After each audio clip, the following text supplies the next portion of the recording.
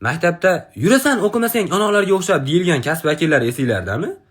Mana misol taksistlar xabaringlar bilan maktab darslariga qo'shilmasdan turib, gnida degan so'zga sinonim bo'lib qolganinglarda, haligi gideta Alibey bayramdan keyin maktabga chiqmay qolgan odamni uruguniga tenglashtirilishinglardi.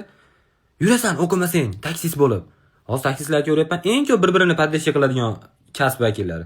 Qayerda gayi bor, qayerda radar bor, qayerda gaz zapravka ochiq, hammasini aytib berishadi. Hech kimga ziyoni tegmaydi bularni. Bitta ham poraxo'r taksist yo'q. Kimdan pora oladi bular? Birovga ziyon tegmaydi, birovni aldashmaydi. Yokida yurasan o'qimasang yer kavlab Rossiyaga borib. Ustoz, yer kavlashdan uyatib, ana taksistlik qilishdan uyatib, ko'proq pul topay deb hali yerni kavlaganni nimadir solib ko'mib qo'ymayotgan bo'lsanglar normalni. O'qimasang, tilni bilmasang, pulingga aldab qo'yishadi. Tilni o'rganishing kerak. Rostdan shunaqa bo'ldi. Ash paytda aytganingizga kirib o'qib tilni o'rganib olganlar, hali o'ris pulini olib, o'zbeklar o'sha o'ris tilini bilmasligini bilib ashlarga bo'lib beradigan o'zimiznikilar aldayapti-da lekin.